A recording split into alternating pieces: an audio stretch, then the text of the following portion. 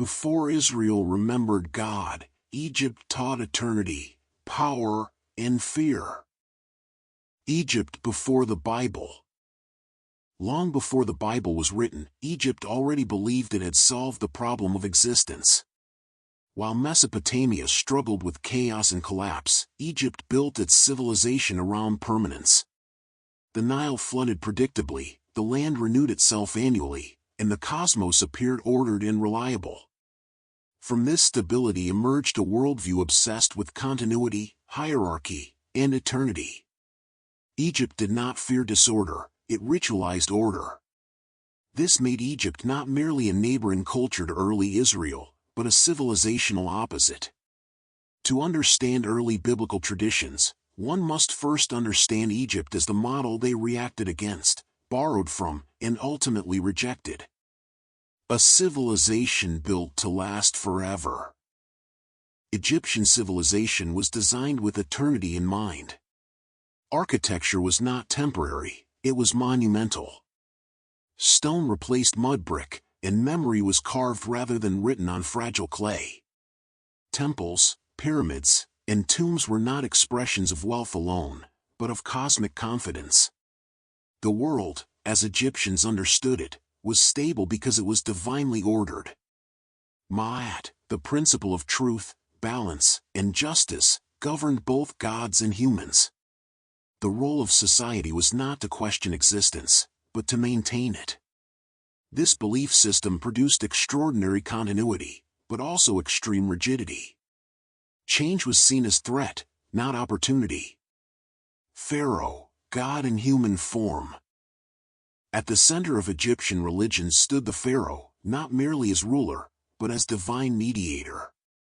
Pharaoh was the living bridge between heaven and earth, responsible for sustaining cosmic order. His authority was absolute, unquestioned, and sacred. This concept of kingship deeply influenced surrounding cultures, including Israel. The Bible's later rejection of divine kingship did not emerge in isolation, it was a direct response to the Egyptian model. Pharaoh represented everything biblical authors would later define as false power, human authority claiming divine status. Understanding Egypt's theology of kingship is essential to understanding why the Bible insists that no human king is God. Religion as cosmic maintenance. Egyptian religion was not focused on salvation or moral struggle. Its primary function was maintenance. Rituals existed to keep the sun rising, the Nile flooding, and chaos at bay. Gods were forces of nature personified, and worship was transactional. Priests did not preach ethics, they performed precision. If rituals were done correctly, the universe would continue. This approach to religion contrasts sharply with biblical traditions, which frame religion as moral demand rather than cosmic routine. Yet early Israel inherited Egypt's sense that ritual mattered, that order could collapse, and that divine presence required structure. Death is the center of life. No civilization invested more in death than Egypt. The afterlife was not abstract, it was mapped, measured, and prepared for. Tombs were furnished, bodies preserved, names recorded. To be remembered was to exist forever. This obsession shaped Egyptian ethics, art, and politics. The soul was judged, weighed, and either annihilated or allowed to continue. These concepts profoundly influenced later religious imagination. Biblical ideas of judgment, memory, and name did not emerge from nothing, they developed in dialogue with Egyptian beliefs, even as they redefined them. Egypt in biblical memory. In the Bible, Egypt is never neutral. It is simultaneously refuge and prison, teacher and oppressor. Abraham seeks food there, Joseph gains power there, and Israel is enslaved there. Egypt represents security without freedom, order without justice, power without covenant. This duality reflects historical reality. Egypt was the most advanced civilization early Israel encountered, and its influence was unavoidable. The biblical narrative does not deny Egypt's greatness, it reframes it. Liberation becomes more important than stability. Memory becomes more important than monument. Egypt is a world of power and order. To the ancient Israelites, Egypt was not merely a foreign land, it was the embodiment of power, stability, and overwhelming order. Egypt represented a civilization that seemed eternal. Its monuments were not rebuilt every generation like Mesopotamian cities but carved into stone to last forever. The Nile flooded predictably, kings ruled for decades, and the gods upheld a cosmic balance known as Ma'at. This stability shaped how Egypt viewed itself and how others perceived it. In biblical memory, Egypt became the symbol of a world where order was absolute, hierarchy unquestioned, and human life subordinated to state and cosmos. This image would become central to later religious reflection. Slavery, memory, and identity. The biblical narrative of slavery in Egypt is not a demographic report but a cultural memory. Egypt functions as the place where a people lost autonomy and rediscovered identity through suffering. Whether historically literal or theologically shaped, the story expresses a deeper truth about how ancient societies understood power. Egypt's system required labor, obedience, and silence. In contrast, biblical tradition reframed suffering as a catalyst for moral awakening. Slavery became the defining trauma that shaped Israel's understanding of freedom, law, and divine justice. Egypt thus entered religious memory not as a neutral civilization, but as a necessary antagonist in the story of liberation. Pharaoh versus God. At the heart of the Exodus story lies a symbolic confrontation between two concepts of authority.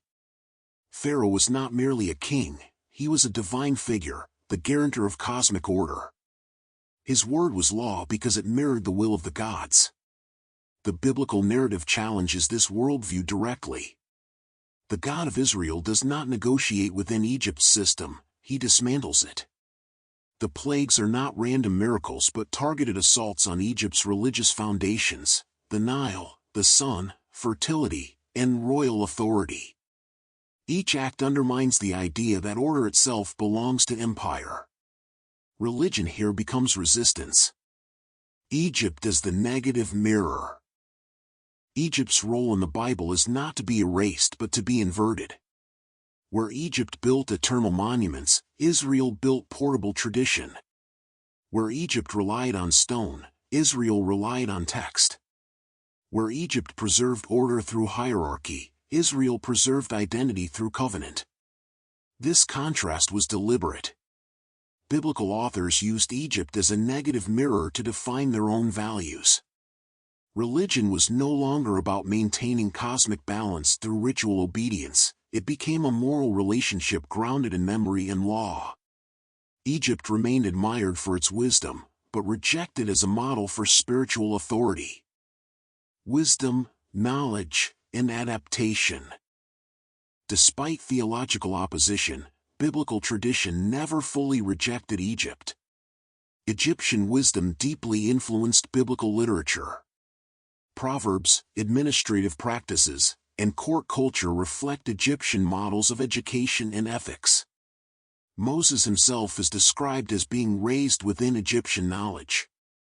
This paradox reveals a complex relationship. Egypt was both oppressor and teacher.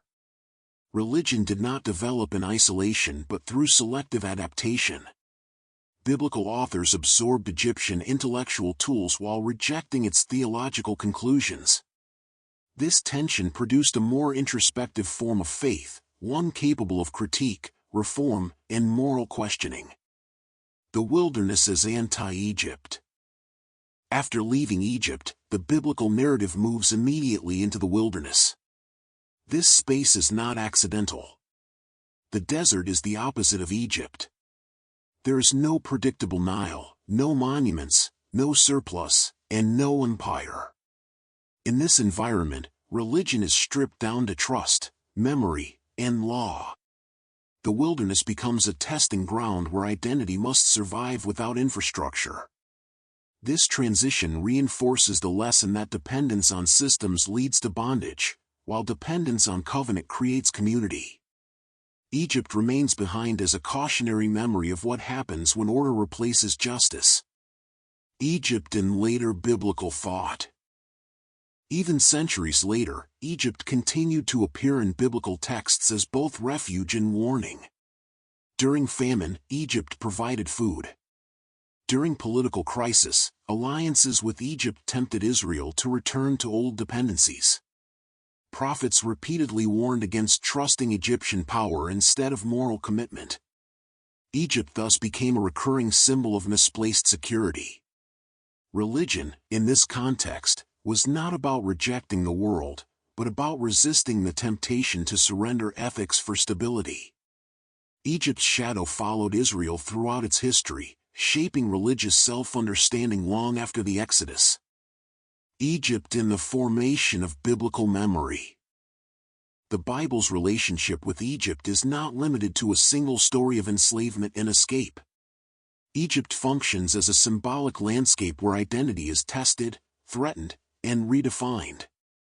It is the place of abundance and danger, wisdom and oppression, preservation and loss. Biblical narratives repeatedly return to Egypt because it represented the most powerful civilization Israel ever encountered directly.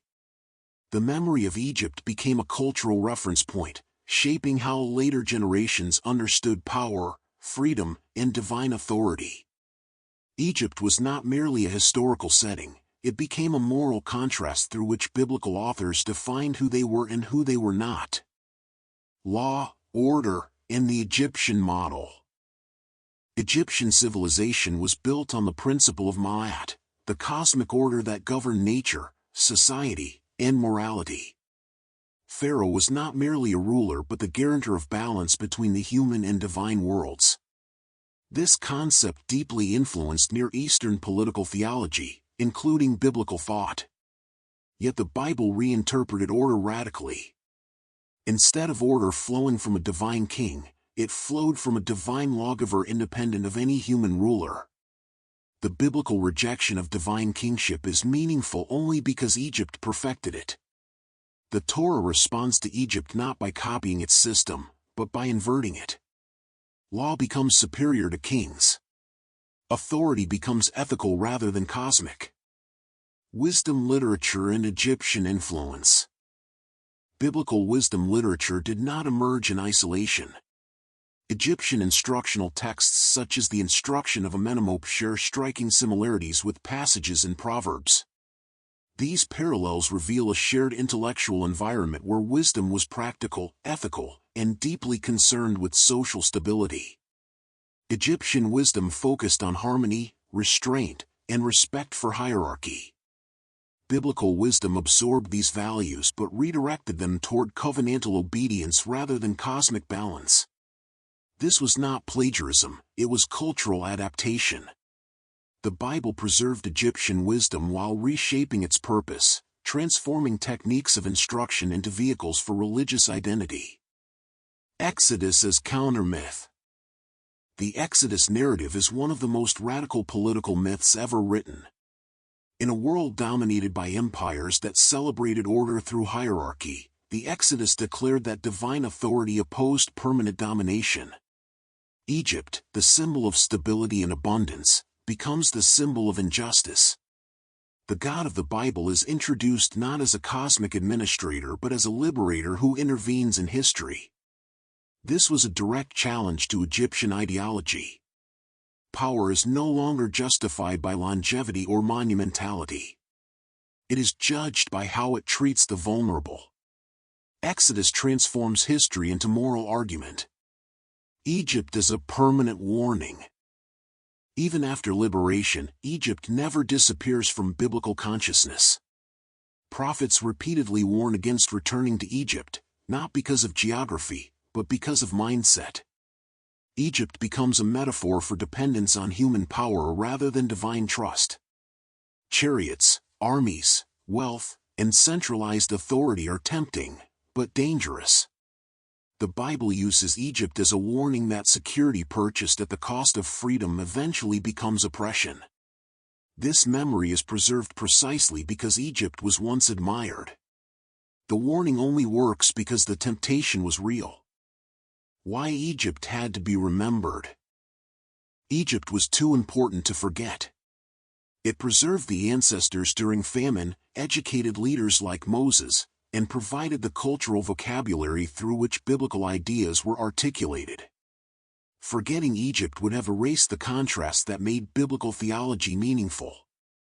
Instead, Egypt was remembered selectively, transformed into story, symbol, and warning. This act of remembering was itself inherited from Egyptian civilization, which perfected memory through monument, text, and ritual. The Bible learned how to remember from Egypt, even as it resisted becoming Egypt. Final reflection: civilization and resistance. Egypt represents one of humanity's greatest achievements: stability, order, and continuity across millennia. The Bible represents one of humanity's most dangerous ideas, that no civilization is above moral judgment. Together, they form a dialogue that shaped Western religious thought. Egypt taught humanity how to build forever. The Bible taught humanity why nothing should rule forever. This tension remains unresolved, and that is its power. To understand early biblical tradition, one must understand Egypt, not as an enemy, but as the civilization that forced religion to define itself against absolute power.